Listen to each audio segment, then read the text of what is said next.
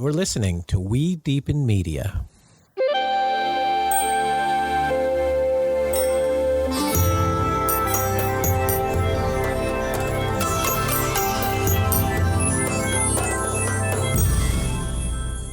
Hello, and welcome to another episode of Deepen with Christina. I'm your host, Christina Weber, founder and CEO of We Deepen, Feminine Weapon, and also a certified professional love coach and matchmaker. Make sure to go check out the calendar of all types of upcoming social and transformational experiences at wedeepen.com. We are weaving together best-in-class experiences that you journey through with the hope of creating more meaningful, loving relationships worldwide. If you do enjoy this podcast, please do like, subscribe, follow. It helps more people find it and helps me continuing to produce it. Today is a really significant, special recording. I am here with the sister of a friend of mine a really close friend of mine who passed away in 2016, Aziza. And we are going to dive into her. I don't know if I can use the word fascinating, because to me, it is a fascinating story.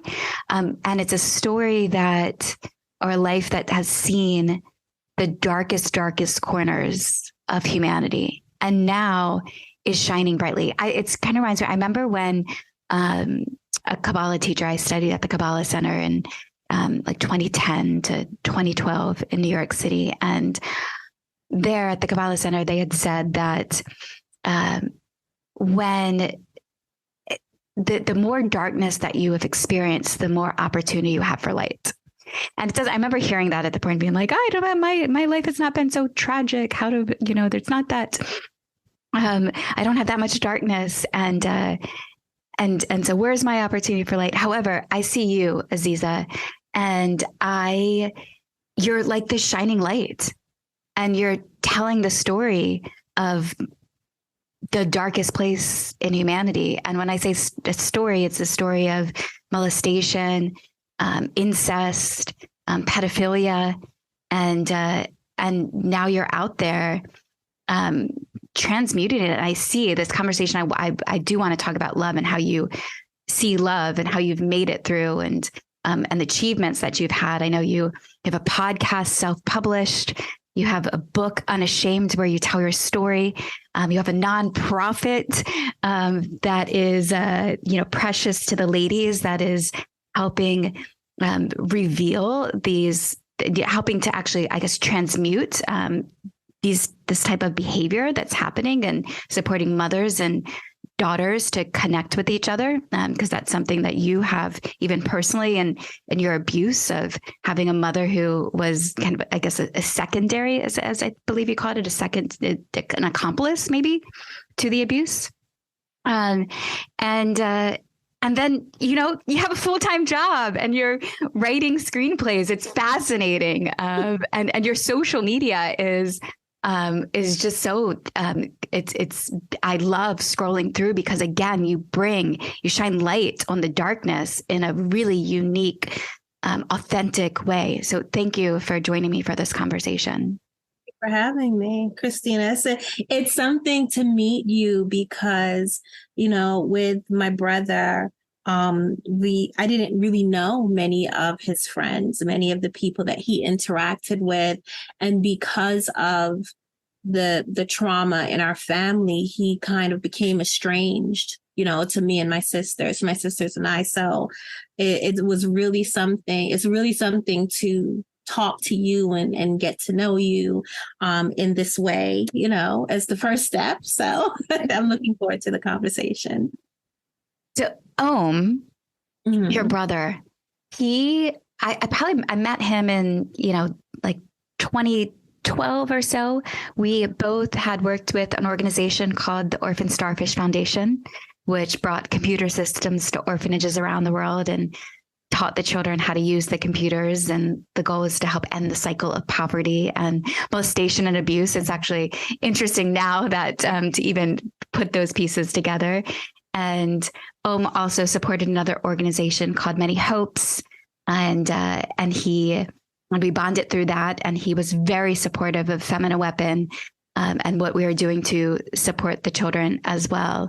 And he was like a rock when I was stressed or struggling in the entrepreneur journey. He was right there beside me. And I even, I did ayahuasca for the first time in 2015. And I think he joined me for my second ceremony. Okay. Did you know that? Okay. So it's interesting, I'm going to try not to get emotional. But just before he passed away, he called me and he seemed very kind of all over the place, and he was talking a lot about his memories of witnessing my father abuse me. And he had some things mixed up. And the first thing I thought was, did you do ayahuasca, right? That's how you pronounce it. He didn't say at the time, but I was concerned. And then another mutual friend of ours, I reached out to him and he told me that he did. But, then a week later, we found out that what had happened to him.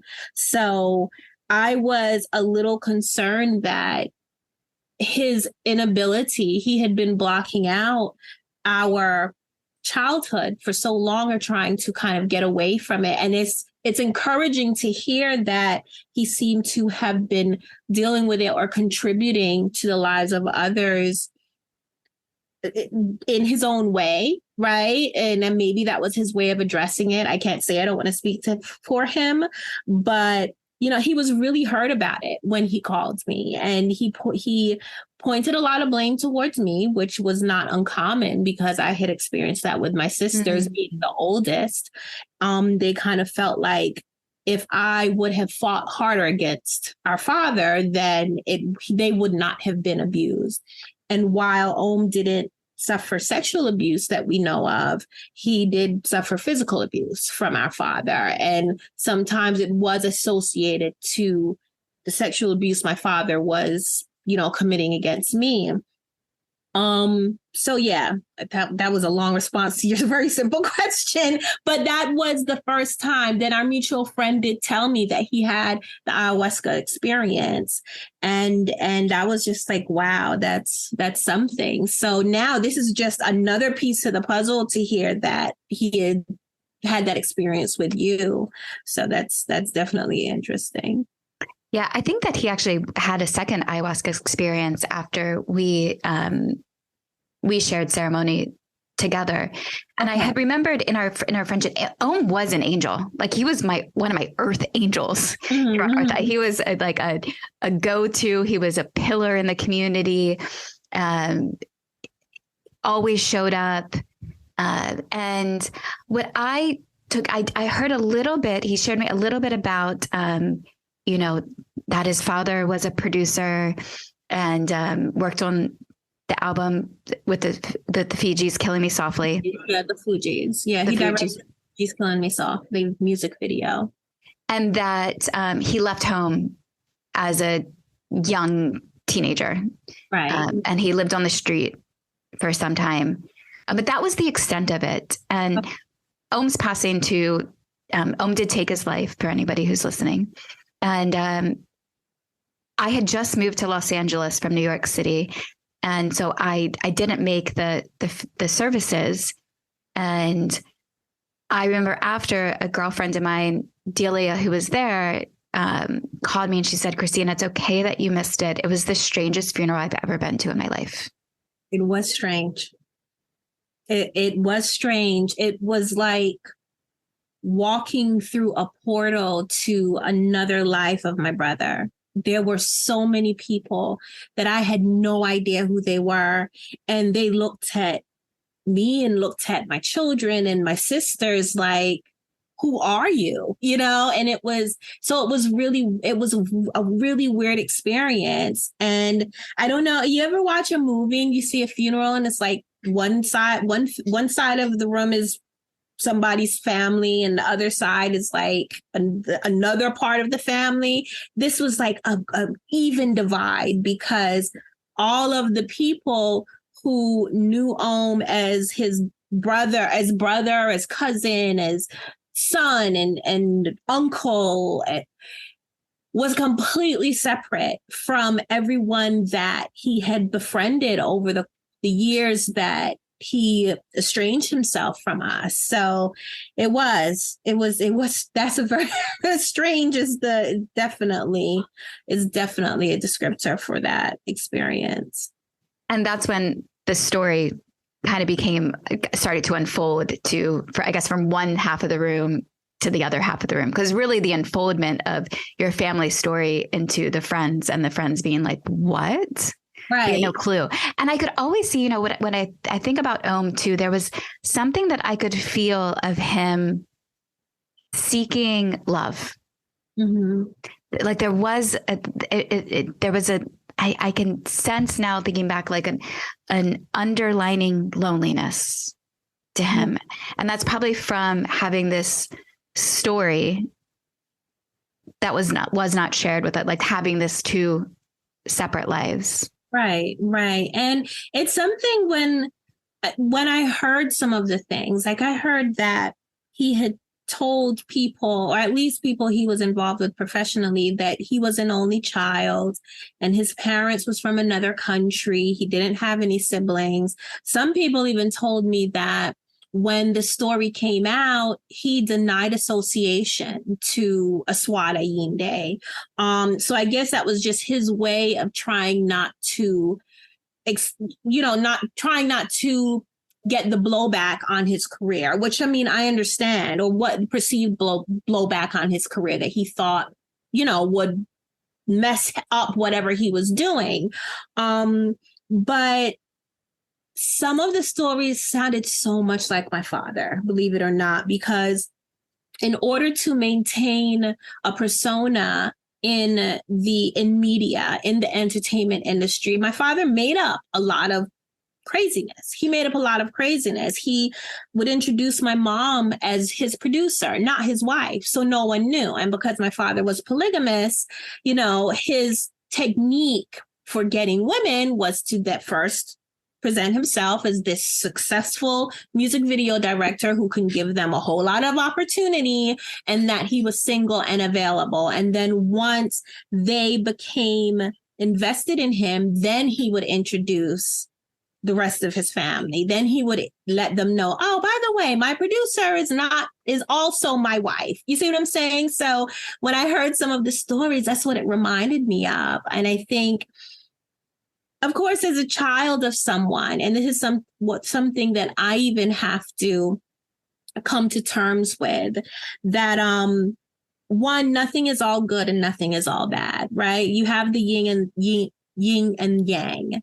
And as evil and demented as my father was, there were some things that were very powerful about him that he passed on to his children. So his ability to think outside of the box, his entrepreneurial spirit, his creativity, he passed that on to Ohm a lot. That was his son.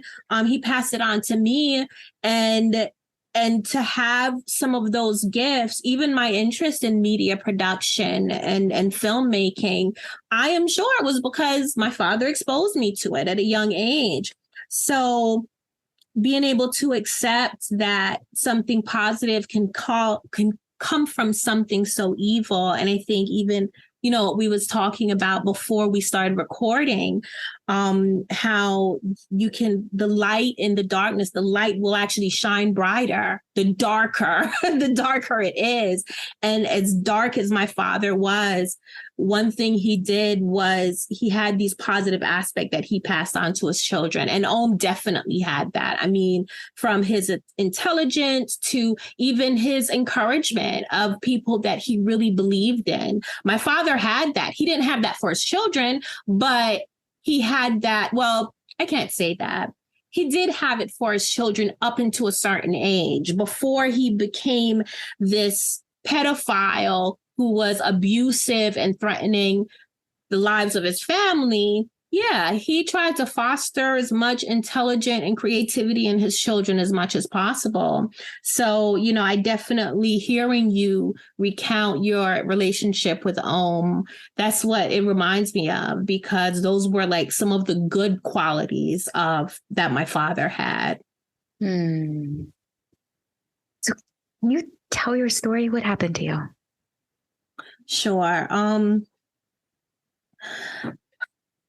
So one day, my mother, I was 8 years old, and my mother sent me to go speak with my father. She told me that my father wanted to talk to me, and he was really strict. He was the one that gave out punishment, layer of the law. We were homeschooled, so he gave us all the hard lessons. So, when you heard that daddy wanted to talk to you, it was not necessarily something good. She sent me to him, and instead of it being something that I feared, maybe I was in trouble for something, he started commending me. He told me how proud he was of me, and the responsibility that I took taking care of my siblings. My parents left me home with my siblings from a very young age. So, whenever they wasn't around or they had business to take care of, I was home with my siblings, a newborn baby, different stages from a young age. He told me he was proud of me. And then he told me that he had to teach me how to be a woman. And he took me into this back closet area that was connected to my parents' room. And he laid me down, he pulled down my underwear, and he started performing oral sex on me. So that was the first time he molested me. After he was finished, he pulled down my dress, pulled up my underwear, and told me that I couldn't tell anybody, that my mother would not understand. It would make her go crazy, and that other people would not understand. And of course, as a child, this is my father. I was afraid of him. I didn't question him, but I did wonder, well, if all fathers are doing this with their daughters, then why can't I tell anybody? But, he dismissed it and just told me that I couldn't tell anybody. And from then on, he would come into my room almost every night to molest me. By the time I was 10 years old, he started raping me. He also introduced a woman. He was polygamous, and he had one of his girlfriends molest me with him. So he was raping me. She was molesting me. And this was something that he did every weekend outside of his activity with me during the nights. There was this activity also with a woman during the weekends.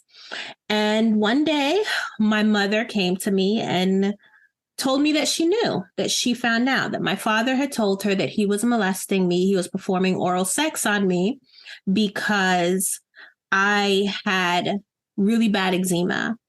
I was not allowed to go to doctors. My father did not believe in Western medicine. As I mentioned before, we were homeschooled, and he really had this perspective that the government, the man, the powers that be were trying to keep Black people down.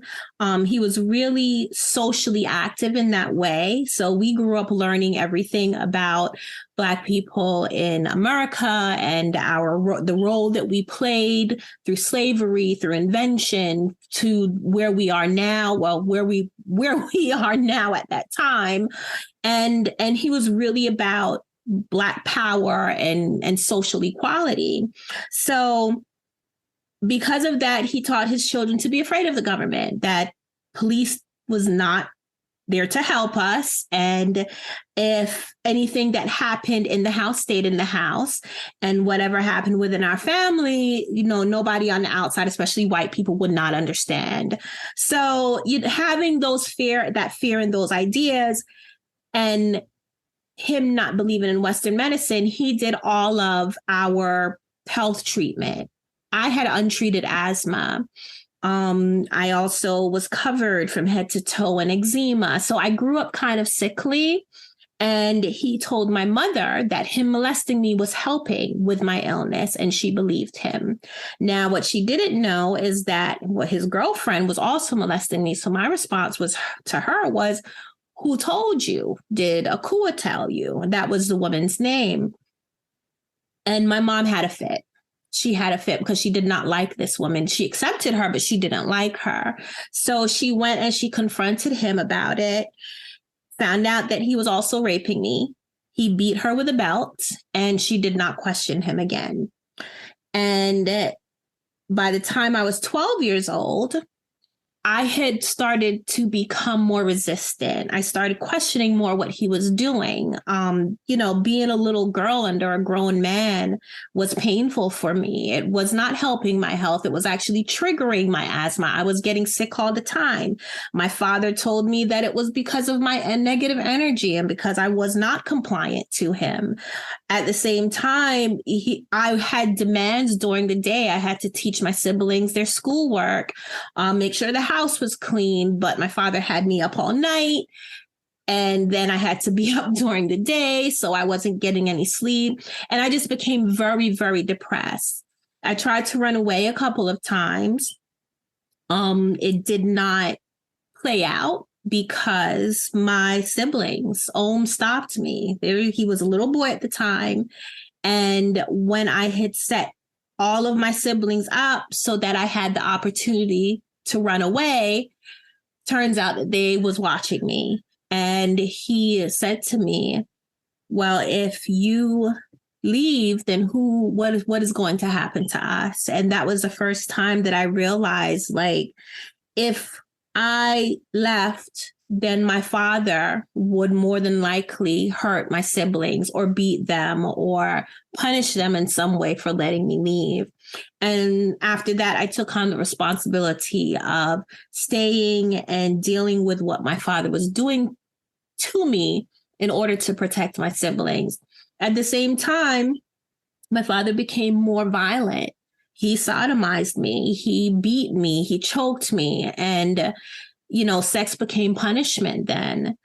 And he then also told me that if I did not comply or if I complained, then he would start molesting my sisters. And that went on for most of my adolescence. So I got pregnant one day when I was 15. And the same girlfriend that my father was molesting me with brought up to him that the baby could be deformed in some way because of the close proximity of the relationship, the familial relationship. And my father got very angry about that. But then when my daughter was born and she appeared healthy, he then pivoted to this was meant to be. What he was doing was ordained by God, and that the human race was going extinct and his blue blood children was going to repopulate the earth. So after that, his mission for me was to just have his children. Now, unfortunately, by that time, even as much as he promised that he would not touch my sisters, he started molesting my sisters. And essentially decided that he was going to molest and breed all of his daughters. And my mother knew the whole time, but this was the life that we lived. A lot of people think that it was in some kind of rural city or state, but we was right there in between Paterson, New Jersey, East Orange, New Jersey, and Eatontown, New Jersey, amidst people having celebrities coming over our house and staying the night. And I gave birth to my second child for my father with Five Freddy downstairs in the living room.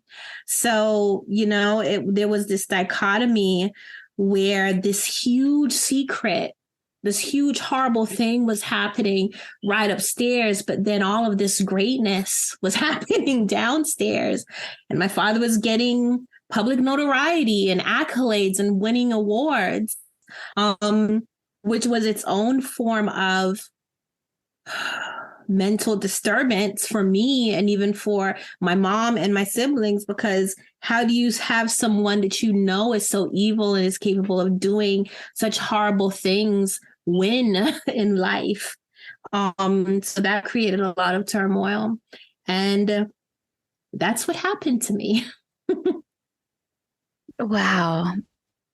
What a story. How did you, during that whole process, I heard you speak to, you felt the depression and illness at the time, but how'd you cope? Many different ways. So of course, at the time as a child, I didn't know that I was depressed, right? I didn't formulate that that's what I felt. I just know that I felt sad. I felt like I had no control. I felt like there was no escape. And my coping, I really owed a lot to taking responsibility for my siblings, right? I think naturally my spiritual, my true nature is very mission oriented. So even now, I will, if you give me a goal to achieve, I will focus on that goal in order to, I will focus on that goal and just accept whatever comes along with achieving that goal, right? So even then, as a child, yeah, I was suffering. Yeah, I was miserable, but having this goal of what I was doing was preventing my siblings from experiencing the same thing was a coping mechanism. Another coping mechanism, as far as being a child, whatever moments of happiness that I had, often that was when my father wasn't around. So whenever I looked forward to when mommy and daddy left me home with my siblings, because that was a time for us. That was the closest I had to actually being a child. I would play games with my siblings and create stuff. There was one time, well, not even one time, it was a whole period. I was obsessed with a game. I don't know if you remember a game called Mousetrap. Mm-hmm, of course. A board game. And my father would go through times of getting rid of all of our toys. So he stopped us from celebrating Christmas, getting gifts from our family. He cut off communication with my grandmother and my aunts. And so we didn't get gifts. We didn't get birthday gifts and toys and things like that. And I really wanted this game Mousetrap. So what I did was I started collecting boxes, tissue boxes and tissue rolls, and the wall in our bedroom, I covered it with a whole contraption and to put a marble in order for it to, go down. You see it going down and levers and me and Ohm put that together. When he saw me doing it, of course he had to get involved. And it was things like that helps me to cope, because I still, as a child, having this kind of just open mind and this will to grow and change and learn things and being curious. I just focused on those things and tried to hold on to those moments as much as possible and not think about what was going to happen to me at night. Now, then when my father was present and he was threatening me and saying little things to me whenever he got a chance, yeah, those were the things that hurt me and made me sad and want to just sleep all the time. But really holding on to my interaction with my siblings and also reading. My father, he monitored everything. Any information that we had access to, he had to approve it. But he did allow us to read science fiction. So I was really into fairy tales. Oh my gosh, fairy tales was a huge escape for me. The story of Cinderella, I could relate to so much. I saw my mom as the evil stepmother. I mean, there was no association with my dad, but, just having that outlet and something to focus on, something that took me to another world for a moment, are one of the things that I also coped with.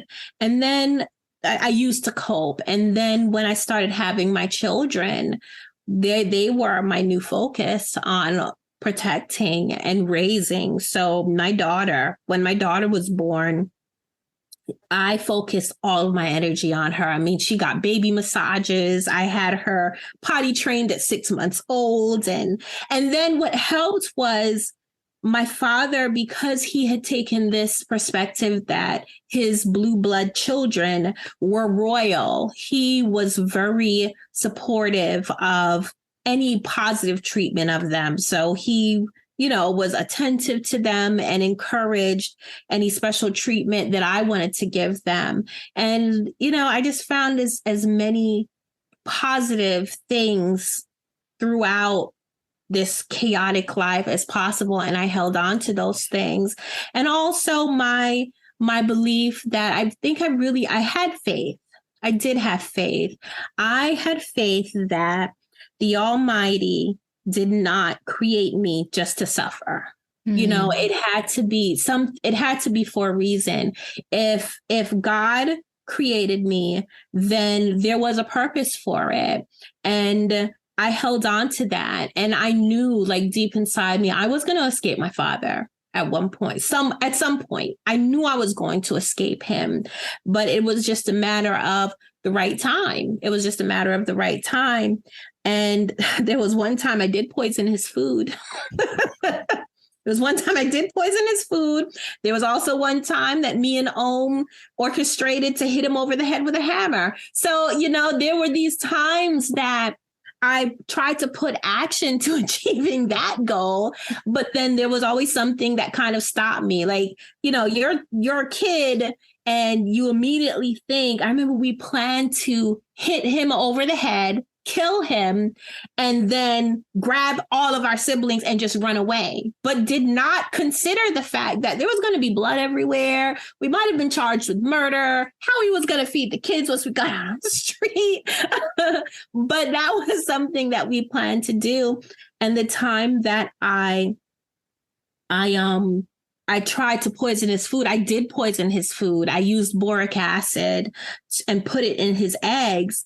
But then I realized, wait a minute, there was no Google back then. So I just knew that boric acid killed roaches and humans was not supposed to come in direct contact with it. And I was just like, wait a minute, what if he only gets sick? I'm responsible for cooking all of his food. He's going to blame me and the punishment will be severe. So I had to throw those poisoned eggs out and start over with a new batch. So it was just having that faith that one day I was going to escape and I was going to live the life that I dreamed of. And the day finally came. It came in the weirdest way. My son for my father, who I got pregnant with by my father, was my third child. And this was actually the first pregnancy that my father was really abusive. Well, he sodomized me. I was pregnant during the production of the Killing Me Softly video shoot. And he sodomized me and I lost the baby because he was upset with something that was going on. Oh, he wasn't invited to the MTV Music Awards because he won the award for Best Director, but he wasn't invited to the award show for some reason. And then Wyclef did not thank him when he went on stage to accept it. So my dad was really angry and he had a habit of taking out his stressors and frustrations from the outside world on his family. So we knew, like, if somebody on the outside pissed him off, we were going to get the blunt of it. And he beat me up and he sodomized me and I had a miscarriage. I got pregnant again not long after that with my second child. And then, so my third child, which was my son, my father was really abusive. He beat me pretty often. Some points I passed out. And then when my son was born, he limited my interaction with him as far as like breastfeeding him and being able to take care of him. And my son ended up being malnourished and he woke up one day with seizures, didn't know that they were seizures at the time. Actually by then had moved out of the house and was working at a couple of different production companies, but he was sending the money back to my dad. So even though he had moved out, my father still had control over him. And he had come to visit. He was required to come and like check in with my dad every now and then. And he came, but my dad was out of town. My mom was home. My dad was out of town. So he was actually visiting at the time that we woke up one morning. My son was having seizures, and he convinced my mom to let him take us to the hospital. That started the process because the condition of my child raised a red flag at the hospital. The fact that there were no medical records for him. And also I had put on the paperwork that my father was also my son's father. So those raised red flags. And that got the ball rolling to what would eventually 3 years later be my liberation from my father. So it happened. It did happen. It happened during a time that I thought was heartbreaking for me. It was at the sacrifice of my son's health. He is a beautiful, handsome, talented young man now. Like, you would never know he went through this as a baby. And my children were taken away from me in the process by social services, but that got them away from my father. So it was definitely like this experience. And I felt at ease with it, because all I could think is like, look at my father and like, but they're away from you, and this was just setting up more opportunities for me to get away, for my family to get away, for him to get caught. And it just took patience. Now, a lot of people do pass judgment and say that, oh, I could have done something sooner, but that's not how it happened. That's not how it happened. And what's important is that it did happen, and we eventually got away. Wow. And so 3 years, it was a 3-year journey from that moment at the hospital until he was prosecuted. And he's now serving. So from the hospital to me escaping him, he did not get prosecuted until, well, I can't say prosecuted. He was picked up. A warrant was put out for his arrest, and he was finally picked up in 2006. He was not convicted of rape, child endangerment of welfare of a child, everything that he was charged with until 2010. And that was for my younger sister. And then the charges that the crimes that he committed against me, he wasn't convicted of that until 2013. So, yeah. But it was 3 years from the point of social services getting involved to when I was completely away from my father, because he still had the mental and emotional control on me. He tried to kidnap my kids out the hospital. He had found where their foster parents where their foster parents lived. So, it was a process. He still had my mom completely, I guess you can say, brainwashed. I mean, I wouldn't say, I know people hear brainwash and they think like a zombie, right? But it's not really like that. It's a lot of gaslighting, a lot of emotional abuse, where a person makes decisions based on something that someone else is telling them and is convincing them on, which usually is rooted in some kind of fear or coercion. So, there was a lot of that with my mom, and with them being the head of our family, of course, all of their children followed right along with them. Again, as I mentioned earlier, just the mental confusion that I had, because while, like my father, he educated us on all of our spirituality. He raised us with this God-fearing perspective, but he also raised us with the belief that he was God's favored. And it seemed to play out that way, because it played out that way, then it's kind of like, okay, so maybe I am the wrong one. And you're just questioning yourself. And it's a lot of gaslighting. And it just took some time to get over that and do it in a safe way, because they say that it takes 7 times for an abused woman to leave her abuser. And that's mostly because a lot of times it's just not safe. And usually the mortality rate of women who are abused, it actually happens while they're trying to escape their abuser. So there was that fear. There was that fear of, well, if my dad found out that we were orchestrating against him while we're still within his control, then our lives are at stake. So it just took time to be confident in myself enough, and also be confident enough with people outside of our family to trust them, to say that, yeah, I can get away from my father. I can do what I need to do in order to get my children back. I can raise my kids and raise my family alone. I can, have an income to support them. And it just took time to get to that point. So. Wow, you're so brave. Where's your father is in jail now? Yes. And do you have any connection with him? No, I don't have any connection at all. I have not written him. He's not reached out to me. I do plan on figuring out a way to go and see him, because from what I hear, the facility that he's in, he has to put you on a visitors list or a contact list in order for you to contact him.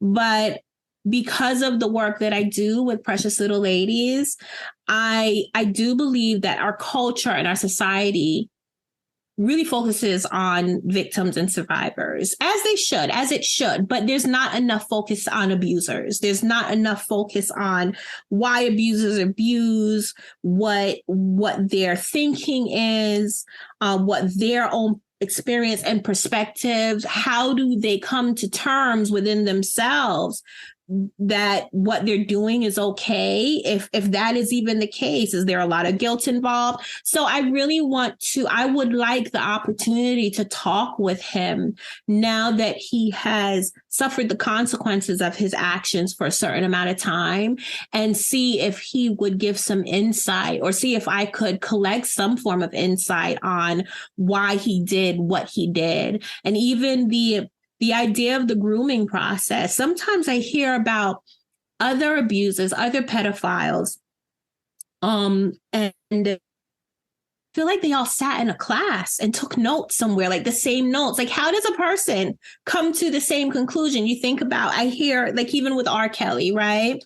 When I heard the women speaking about the type of narcissistic abuse that he did against them, the techniques he used to make them feel smaller or to revere them, I don't understand. I'm like, somebody should go to like psychology, like study psychology in order to apply that to another person and get them under that control.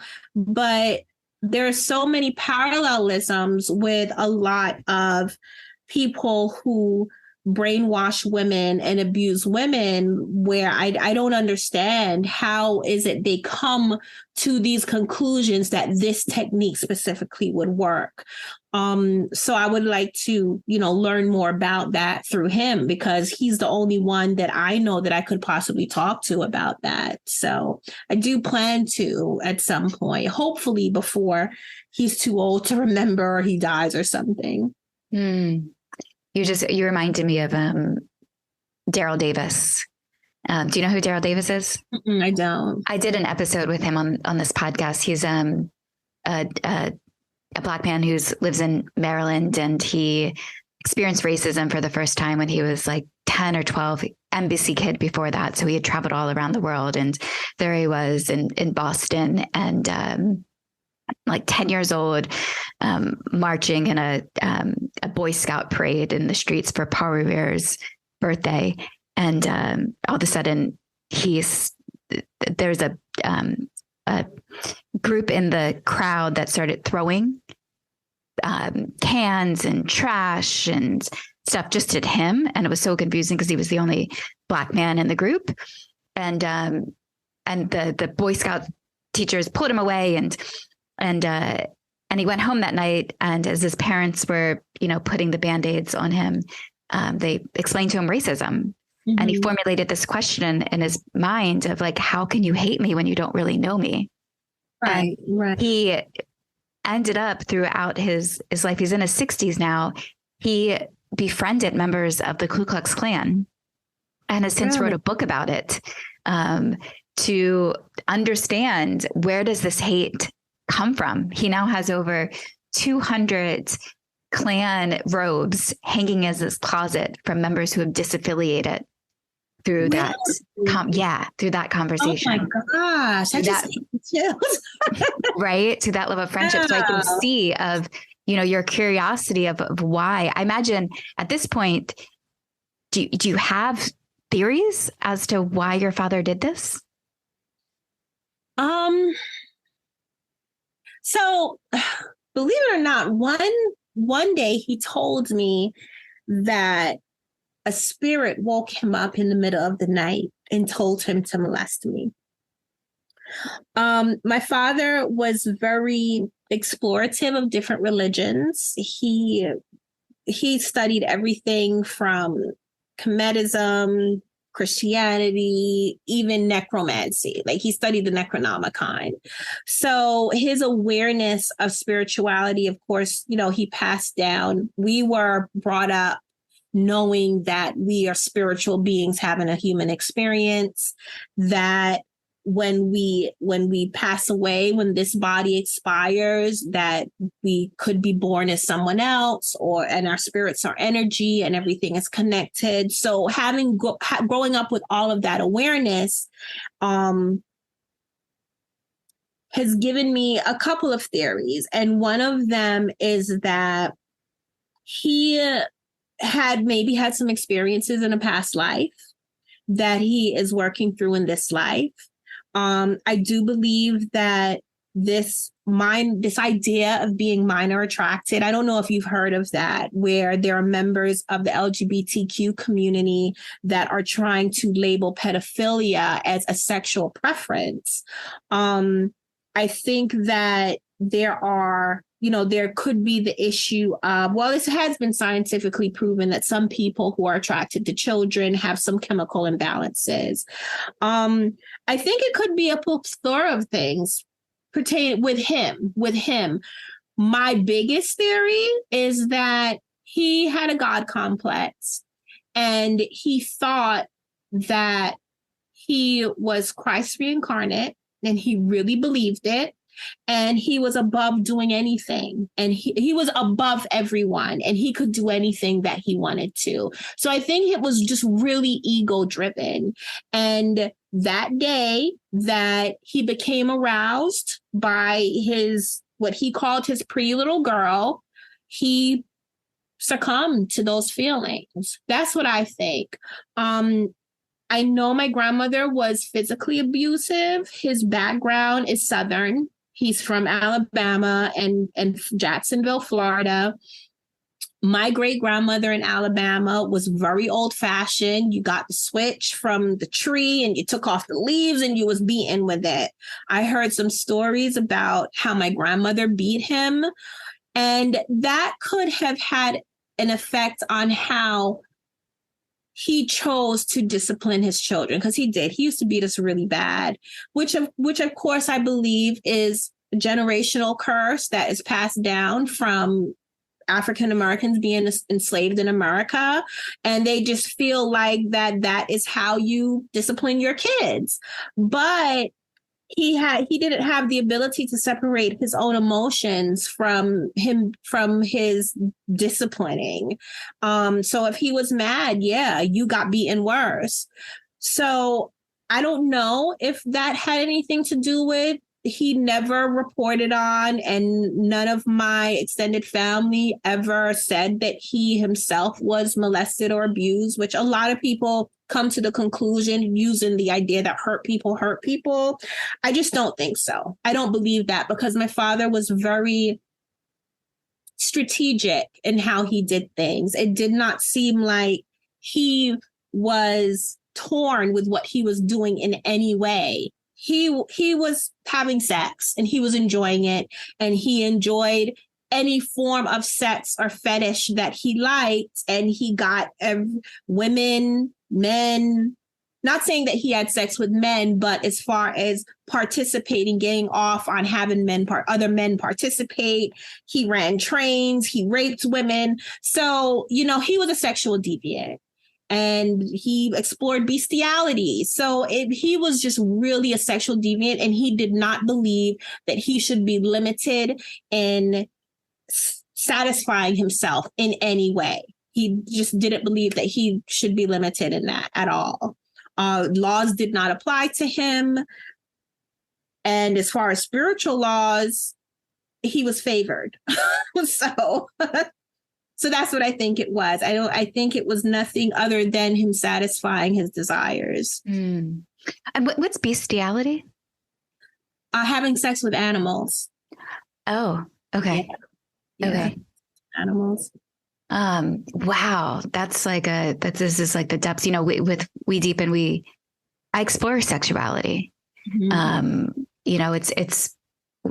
We mentioned, I asked you before we started pushing and record on this podcast of like, what's your view on sex, of coming through this experience? And, it's been interesting because I have this, feel like my mission is more meaningful, loving relationships. And that's through relationship education. Mm-hmm. And our public primary educational curriculum completely really neglects the subject of sex. Right. Also, they neglect, self-discovery, authentic relating, communication, conflict resolution. Erotic wellness is, if you could even go deeper into what a sexual education program could look like, it's erotic wellness. And so I think that comes across in all types of distorted ways.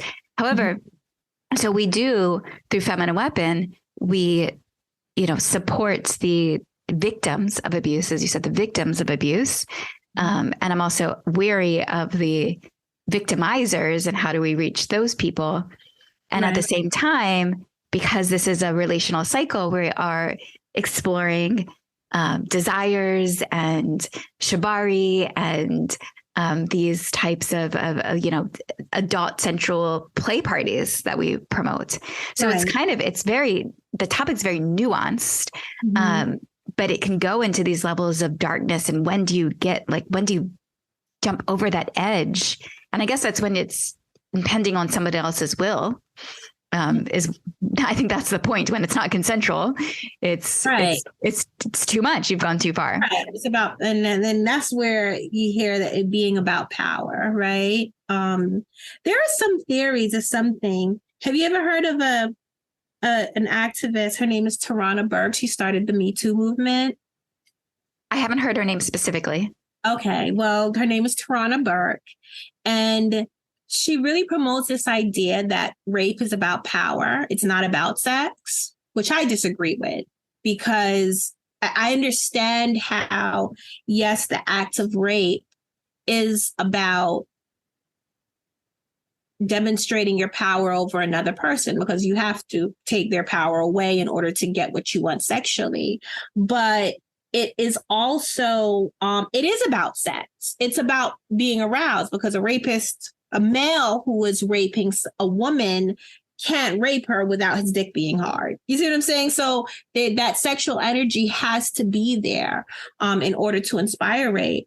I think that sexual energy is extremely powerful, and it's also can be very chaotic. And it takes a lot of responsibility to really explore it and use it in a safe way. And I just think some people are not, they disrespect it. They disrespect that energy, because sexual energy is also creative energy. And those who disrespect that energy and use it and take advantage of it can do a lot of harm, I mean, when you think about sexual trauma and sexual trauma of a child, the things that it can do to the developing adult, from suicide to, opioid abuse, alcohol abuse, multiple personality disorder. It's like, well, this thing is really so powerful because it's such an important part of us. and the fact that it is the source of creative energy. Like no matter what field you're in, it could be just as destructive as it can build and be positive and fulfilling and rewarding. And I know you asked me earlier even about my feelings of love. I believe it is the same way, because a lot of people say, well, love is positive, right? Usually people divide things into positive and negative, and love is positive. Me, I think love is neutral. It's power. It's power. That's what it is. And you could use it to hurt, and you can use it to harm and destroy, and you can use it to create and build up and support and encourage. And it's really about the emotional and mental maturity of people as us as individuals, and how we use these very, very powerful energies on ourselves and on other people. That's really important. So that's why I'm like, no, let's talk about this. Like, what is it that you like? What turns you on? Because you are getting something stirred up there, and those things could turn you on for a reason, whether it should be directed into a gift you may have, into something that you could create, or if the possibility that it could be used to hurt somebody else. So, yeah. It's interesting that I love can be used to, it can be used to destroy, but I would say that's maybe, I think like love is evolution. Like love is life. Mm-hmm. It's forward motion. And when I think of love, for me, it's a process of removing layers and layers upon the ego, combined with ever increasing acts of sharing, because you give to who you love. And removing the ego is like, the barriers and the conditions and the mask that are holding you back from being the highest, most authentic version of yourself. Mm-hmm. And so in that case, I could say of like love is, if you think of a parent with an obese child, they may give their child food, lots of food every day, because the child wants food. And they think that they're doing it out of love, because I love my child, I'm going to give them food. But the real love would be, no, I want you to be healthy. And this is hard. Sometimes, love can be a miracle. I think of anger is really easy. It's easy to get angry at something, but to love is like rising above the anger, rising above the ego, rising above separation, and really looking at it as we're this connective tissue. And if I hurt you, I hurt me, I hurt the world. Right. That would take a lot of conscious awareness and thought, though. Because I do think that, there are a lot of people that will say, like in your example with the parent and the obese child, the parent could say that they're doing it because they love the child, but really that's their interpretation, and their interpretation could be false. So it really takes a lot of awareness and self-reflection to understand what your intentions are. And if it is indeed love that makes you do certain things. Like my father told me he did so many things because he loved me. And where I say where love can be destructive is really from the other direction, not necessarily the person who is supposedly, how can I put this? Who, I don't want to say committing an act of love, because it sounds like it's something like negative or detrimental, but someone who is, engaging in what they believe is an act of love, right? It's really about how the other person sees it. So, for example, my mom loved my dad. I could feel it coming off of her. Like she adored this man. And where it was harmful, her adoration of him and her love for him, and even her sacrificing herself, but then she didn't sacrifice, she sacrificed herself, and then she sacrificed her children. And my father used that. And love in and of itself, what she felt could have been everything that you're saying, like the removal of ego, the removal of self, and just directing this positive energy to this man. But the cost of her doing that was detrimental to herself and to her children. And it really was because the power of the love that she had for my father. And she also feared him. And that combination was just it's not a good combination at all. So yeah. I don't know. I guess I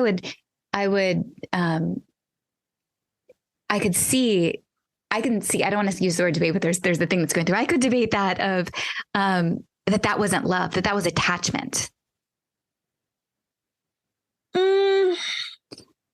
Because love and fear are different. Like love is like, fear is the opposite of love. To some extent, maybe opposite. Maybe I'm stretching a little here. I'm actually in the process of exploring that mentally as we speak. Okay. But I think love is freedom. Love is growth. Like love is not self-sacrifice. I mean, it's sacrifice for the shared life, but it's not harming. It's not something that harms yourself or harms your loved ones as well. So I feel like it's like it's a level of attachment that was. I wouldn't say, and I say that because of my observation and the energy that I felt, right? I think that the energy of love is unmistakable. And I connected, of course, as a mother. I think about that moment that I had my first daughter, and it literally opened up this, like I would say my heart chakra was triggered at that moment when she was born and I looked into her eyes.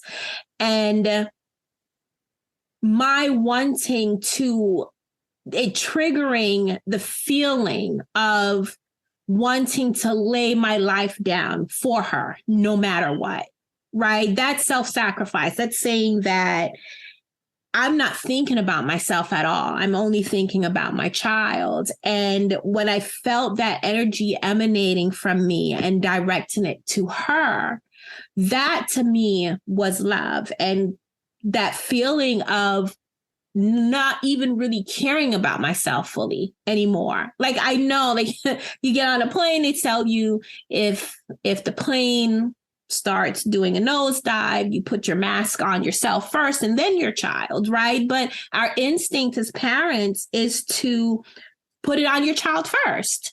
And that is just that raw feeling. Now, I can almost say that, or go into your argument as far as going to your argument about it being attachment.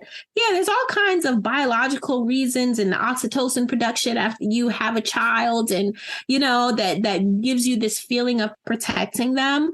But I would say even at that time, because of the things that I was going through, having to separate myself from pain, I had developed a process when my father would sodomize me, being able to disconnect from the pain and having it wash over me and experiencing the pain fully through everything. So then it wasn't identified as pain anymore. It was just a feeling that my body absorbed. And I learned to do that in order to cope with what he was doing to me. So there is now this other feel. So by that time, I had learned a lot about the relationship, the spiritual relationship that I had with my body. And after I had my daughter, that it was just like a whole new experience, that opening, that spiritual opening. And I had a lot of experiences with her when I was pregnant. Like I astral projected, a couple of times. But it was, I just felt like, okay, this is what real love is, especially since I felt that I did not experience it from my parents at all. I think there was a time, and I have very clear memories of my childhood as a baby. I have very clear memories of when I was not 9 months old, or 7 months old, when I was a year old. And yeah, I felt it from that then. And that's how I could identify, by the time my father was raping me, how different it was. And I think now what he had towards me was attachment. What he had towards me was ownership. It wasn't love at all. That just was not the energy that he was directing. So, have you ever heard this term, limerence? No. Limerence is the state of infatuation or obsession with another person that involves an all-consuming passion and intrusive thoughts. They often talk about that in psychology. It's actually a new term that I've learned, and that a lot of people think that they're in love, but they're actually experiencing limerence. Okay. So that's kind of that was a thought in potentially of where maybe your mother was feeling this attachment connection to your father, which was around more of like an obsession and a fear for leaving. Yeah. At the same time. Yeah, could be. We're never going to know unless we ask them directly. Totally. And if, as you said, like the consciousness or the self-awareness around it. So right. How did you, I guess, how do you view the words forgiveness in this experience? And what was your healing process like? I know I just stacked 2 questions, but I love to get into that. So forgiveness is a decision. And I think it's really rooted into this raw agency that you have over yourself. Like God gave us the right to choose, right? And to be able to forget. I'm trying to use another word other than forgiveness. They say, well, what's the definition of something? You can't use the word in the definition.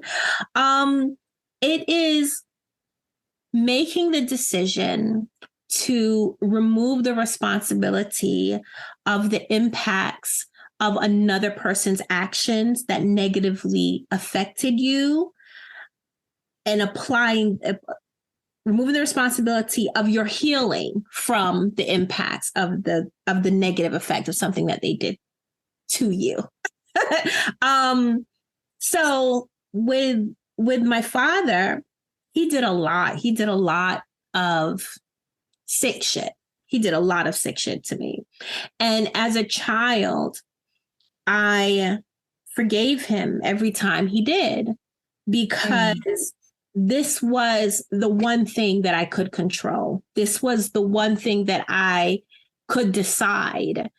And it was to say, yeah, daddy just did this to me, but I am going to leave it where it's at. Leave it at the moment that he did it to me, and start him off with a new slate every day. And I did that with my mom as well. And, and it did start off with my siblings, because they used to, being the oldest, I'm the oldest of over 21 children by my father, which includes my children and a niece and a nephew that my sisters had by my father as well. And being the oldest, even of the small group that was the children from my mother and father, that comes with a lot of jealousies and sibling rivalries. And my kids, I'm calling them my kids. My siblings used to tell on me. They used to try to get me in trouble because they didn't like the fact that Aziza was responsible for them cleaning the house or doing their homework. And I forgave them because I felt like they didn't understand. They didn't understand everything that came. I knew that was their limited thinking, them kind of appealing to their own underdeveloped egos or super egos, I guess you can say, at the time. And I applied that to my parents as well. So forgiveness is really taking making the choice to take responsibility of the results of someone else's actions and removing it from them and not allowing them to be a part of your healing process. And kind of giving them, I mean, it's showing grace, essentially. You know, you're showing grace in your mind. You're giving them an opportunity to, I guess, start new, giving them an opportunity of a clean slate. Now, that does not mean that you have to do that and keep them in your life or, you know, interact with them again. You can still learn from a person's behavior when they harm you and still forgive them, because I think us as humans, we're always growing and we're always learning, and people can change. I really believe that people can change, and it's not our responsibility as individuals to monitor a person's change or a person's journey. We should be more concerned with ourselves and our own journey. Mm. I feel like that was one part of the question. Yeah, that's one part of the question. Yeah. What was your journey? What is your healing journey like? And are you still on it? I'm still on it. Yeah, I'm still on it. I believe, wow. So as far as my journey, there was so many stages. I mean, there was so many stages and so many aspects that I had to heal, right? So of course, finding justice against my father was one part of it. And there's a lot of survivors that really, they don't even necessarily want to punish the abuser in that way. Sometimes they just want an apology. Me, I didn't know that him being punished for what he did would have an effect on me. For me, it was just something that needed to be done in order to prevent him from hurting anyone else. But when he was convicted and he was sentenced, I did realize that for some reason, it gave me this feeling that how can I say? That feeling of, while growing up, seeing my father be evil and do harmful things, but still win. And now seeing the universe take all of his actions and actually have them manifested in a way that teaches him a lesson. That gave me a feeling of security, I guess. And it gave me confidence in the decisions that I would make going forward, that the good things that I do could have a positive effect on others and on my life. And then the negative things, essentially, it was almost like proving what karma and dharma is. And that felt good. It felt good. Other than that, I realized that for my mental healing, everything is connected. The physical is connected, the spiritual is connected, the mental is connected. So, focusing on my body, making sure my health, is right, exercising, all of those things contribute to my healing because it contributes to the healing of my mind. Also, accepting what happened to me. I think that's the biggest thing. Accepting that it happened. And knowing that I have the power to heal from the things that happened. So yeah, it happened. I had no control over it. It did a lot of damage, but the tools for me to heal that damage is accessible. And I basically do everything. I've tried everything. Let me say that. I've tried everything. And every person's healing process is different. But for me, I know what works. Enjoying life is a major part of it. For so much of my life, I lived in fear. I was limited. I didn't have friends. So I love talking to people. I love socializing and knowing that I can do the things that I choose to do the things that I enjoy with the time that I have left in this existence is a huge part of the healing, because it's encouraging. It's like, well, the future is what I make of it.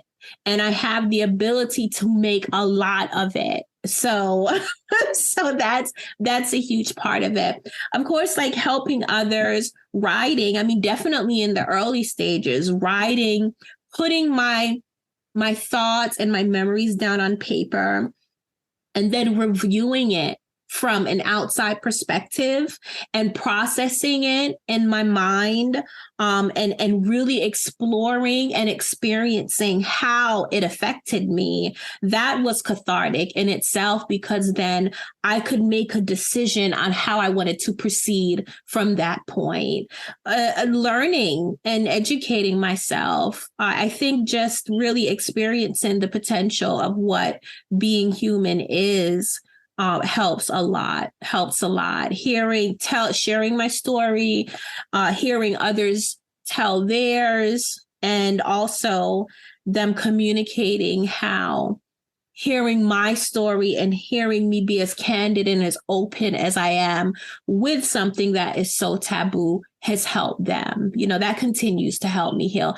And education, my own education and educating other people helps as well. It's really about taking something that was tragic and potentially very destructive and being able to transform it into something that is amazing, essentially, and that could do the very opposite of what it was initially intended for. Wow. Yeah. What I heard, even as an undertone, is your relationships, like going out and building strong bonds and connections with others through socializing, experiencing joy and community.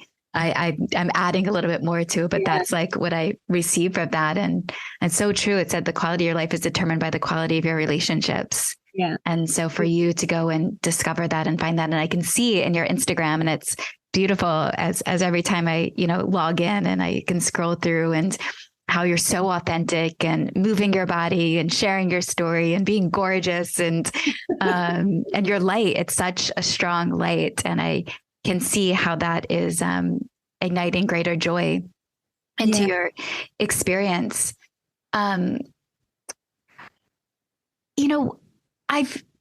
It's interesting because I see people who have experienced, and there's no, you don't want to necessarily compare trauma. Like, it's not like, oh, this person's childhood wasn't that bad versus this. Like, I could actually look at my childhood compared to your childhood. And I had some little challenging moments, but I would say on like a spectrum of a quality of childhood, like I am far, like way lower in the trauma that I have experienced. And I see in the world of healing and transformation, there's a lot of feel your feelings. It's okay to be helpless. Right. Don't worry about achievement. America is so based upon an achievement society and being rewarded for your achievements. And I also, at the same time, as I speak this out, is, I just went through this Aboutly training, and I'm excited to share more about Aboutly in the future, which is a system that has developed a psychological assessment to rate the brain in multiple different nodes, so that we can all understand our own unique makeups and how our unique makeups and comparisons to other people. But I see within your journey that there is part of your joy has been through achievement. Going to school, educating yourself, support, and also not only achievement, but that achievement is inclusive of supporting others, of helping others. The nonprofits, the writing projects, the Instagram, the full-time job, like you're in motion constantly. Someone could argue, are you bypassing feelings? Or is this just part of it? And maybe I'm not really speaking a clear question, but I'm curious of how you would encourage, if you would encourage someone to stick in that feeling of sadness or to move through that with achievement. Okay, so I think I hear you asking me if, which I have heard this theory that people who have suffered a great deal of childhood trauma are usually overachievers. And usually it manifests as some kind of ghost that they feel like they need to what is the word? They need to make someone that harmed them in the past proud of them or prove something to them. I don't. I'm gonna plainly say, well, I do. I feel. One thing I do is feel, and that has been important for me to do with the things that I have experienced. Like my daughter. So my fourth child by my father died. She had 2 genetic disorders, spinal muscular atrophy and phenylketonuria. One was a metabolic disorder that can be managed, but the other one is under the umbrella of muscular dystrophy. So she was completely disabled. She had respiratory system challenges, and essentially she expired from that disease. And I was heartbroken. And even though I knew that she would at some point, I mean, every year, she wasn't even supposed to live for as long as she did. When she was diagnosed, the doctor told me that she was only going to live until 3. Most children with her condition only lived until 3. Then when she surpassed 3, they said that she was going to live until 5. And, so it was like a constant. And I tried to make every day that she was here the best that she could experience. And we celebrated her birthday every day. So when I lost her, it was devastating to me because she had just gotten a clean bill of health for her condition. And she was not in my care. She was in somebody else's care. So when she died, I was dealing with a lot of things. It was like, well, she was healthy. She wasn't supposed to die. I was not here when it happened. And I let myself feel that pain and feel that loss. And it's the same for the experiences that I have had for my child self and the pain that she suffered. And I think that's what makes me empathetic, extremely sensitive with children, because I still feel the vulnerability of me as a child looking up at her father doing the things that he was doing to me. That being said, as far as my achievements, part of it is because so much of my life was spent being sexually traumatized. And then even after escaping my father, raising my children as a single mom. It wasn't until after my daughter passed away was I able to even go to school for the first time. I am a sponge for knowledge. Like, I love researching. I love learning new things. I love getting a better understanding of the world and the planet and the universe and why humans make decisions that they make. So I knew that I wanted to get an education. I did not intend on, graduating magna cum laude, or I didn't intend on any of those things. I just did what I did because I wanted an education. I remember my cousin, we're almost 2 years apart, and she is the only family member that was supportive of me going through trial. She came during my testimony and she spent the 2 days there while I testified. And she was an emotional support, and she continues to be emotional support. She would tell me, she's like, Aziza, why are you working so hard in school? I'm like, well, Brenda, I want to learn these things. Like, I want to learn what I'm studying. She's like, no, you're just supposed to do what you need to do in order to get the A in order to graduate. And I'm like, but no, this is interesting to me. I want to take in this information.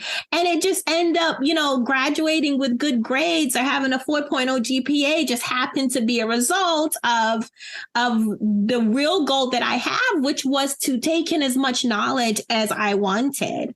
So yeah, all of these other things are just, I have this body and I have these capabilities and I have these gifts. To me, it would be a waste to not share them and enjoy life and enjoy experiences as much as I can while I am here. So but amidst all of that, I do feel sometimes I meditate and I feel then, and those experiences come back. Sometimes I do explore them more deep. What's the name of your podcast? We Deeply. Well, deepen with Christina. Deeply. Deeply. I do experience them very deeply, and it can be triggering, but I'm not afraid of it because I know that it's just a memory. And essentially the purpose is to just learn more from it in order to help someone else. So, one thing I'm not afraid of feelings. And I allow myself to. Now, at the same time, I do realize that feelings can be misguiding. They can be if you focus too much on them or you use them as your only motivation. Like, I have control over my emotions. So a lot of times, having teenagers is a lot of work. You got to get your emotions under control when dealing with them. Having young adults is work. You have to get your emotions under control when dealing with them.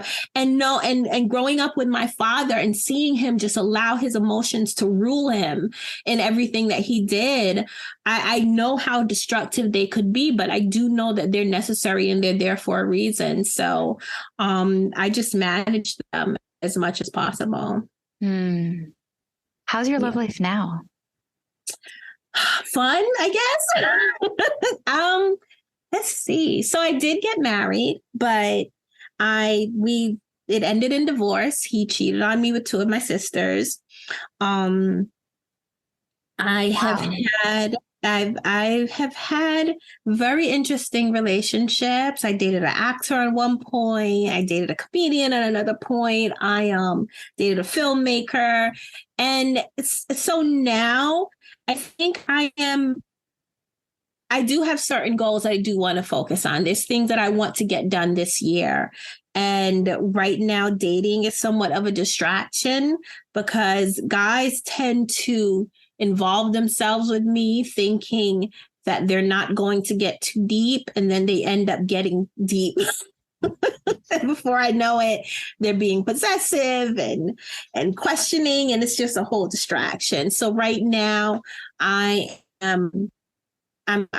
relationships, or at least romantic relationships, I'm trying to give them a backseat. So I could focus on some things that I want to achieve right now. But that whole journey, I love that whole journey. I love the idea of, getting to know someone new and having affection for them and just experiencing them for who they are and what they do. And what the effect that I have on me, the effect that I have on them. It's really exciting to me. It's really fun. But it takes time. It does take a lot of time. Yeah. And hopefully I can see as we deepen and the experiences that we represent, because of, if I can take some of those men and invite them into the transformational workshops and containers. And if everyone starts participating and doing the work, and they can become closer to maybe their authentic self and communicate in the moment of what they're experiencing and feeling. I think of, the idea, there's a recent podcast that I did with Alora Nana, who shared about wanting to eliminate those words cheating and infidelity and move beyond them, and rather to transmute those, because those experiences, it's like, if somebody was authentic and honest in every moment, that would almost never happen, because they would essentially share what they were about to experience before we'd all have free will. Mm-hmm. And what is like, yes, no, I do want that. No, I don't want that. You go and do that. I'm not going to be in this relationship. Right. Because I think one of the hardest things is not being able to know what's real or not real. So even in what I enjoy most about the dating process now is connecting with people who are willing to tell me the fullness of who they are. As you said, the depths of getting that connection and being, just being like real and raw with somebody. And also though having the skills to communicate that, and also having gone through the self-discovery to even know who that person is, to be able to share that person with somebody else. Exactly. And I think so many people struggle with societal and cultural expectations, and how they're going to be seen by the rest of the world. And it's interesting to see people go through that process and try to be more authentic, especially sexually and romantically, and be more emotionally immature. And usually somebody gets involved with me and they don't know what to do with themselves, because I'm like, look, if you like my husband, for instance, not long after we got married, and this is what blew me away so much about him cheating, because I told him that, listen, I understand. As a man, I do believe that men are more poly than they are monogamous, right? Naturally. That would be a whole nother episode. Christina, I would totally do that with you, because I'm curious of what you see there. Yeah. But okay. So me being aware of that, I said to him, I says, look, at some point, once we get our foundation settled and straight, I am open to the idea of, you exploring outside of our marriage. I'm open to the idea of us opening up our marriage for you to whatever, whether it's, if you want to date somebody, have sex with them, or we have a threesome. Like, I was open to that. And I told him that. But I did tell him that, but we need to make sure that we are strong enough first. There are some things that we need to do in order to establish ourselves as its own unit before I am comfortable with you doing that. And he agreed. So I was fine with that. And I think with each individual, it is different. So yeah, and my partners, anybody that I've been in a relationship with, I let them know, like, look, communication for me is the most important thing. I'm not the type of person where in a relationship, I'm trying to control and monitor, who you're talking with and who you're out with and who you're emailing, because I feel like people are going to do what they're going to do anyway. And clearly that was demonstrated in my husband. No, I did not have a specific leash on him in any way, but when people want to do things, they will find a way to do it.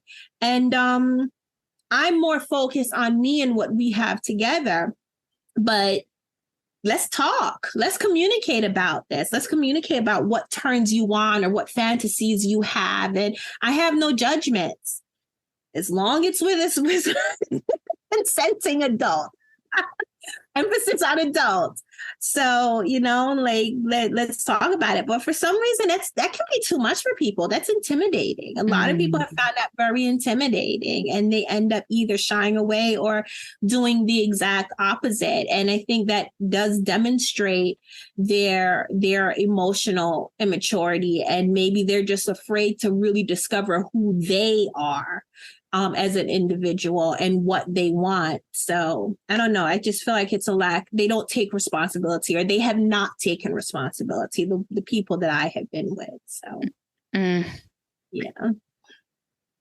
You're so inspiring. I feel like this innate kinship with you. And I can see this as the beginning of this connection. I don't know where it's going to lead, but it's going to lead to some direction. And I can see us, being on stage somewhere together. And I would love to share more about your story, because there's so much wisdom and information in it. And I'm curious to stick with you and hear as your unfolding continues, and what you continue to learn and progress even through this connection with your father are, going into more of the why and how we then, even because we're doing a lot to support the abusers, but support the survivors. But what is it about the abusers and how do we transmute that? Yeah. So you have this nonprofit, Precious Little Ladies. Yes. Precious Little Ladies. And how can somebody support? What are you doing right now with that? So right now we're raising money. we have to raise money. The COVID really hit us hard. The pandemic, we had to do a lot of pivoting. Before the pandemic, we held survivor support groups once a month that invited survivors to come together, kind of like an AA meeting. But the model was that everybody was equals within a circle, spoke about their experiences, and then helped each other with different ideas and insights on how they could progress on their healing journey. We also put on community events that help to raise awareness. One of the events was the Raising Awareness Kite Flight, where we encourage the community to come out and fly kites with our logo and our hashtags, "It's okay to tell," and "You are not alone." And that really got the kids involved in the conversation. And it also gave the parents an opportunity to identify what resources in the community that were already existed that could help them. Because one of the biggest issues that we have learned in our research, that while there could be resources out there, people just don't know how to access them. This not plainly and readily available from their perspective. So we do a lot of work with raising awareness in that. Now, because of, the pandemic, there was a couple of events that we couldn't put on. We did become more remote.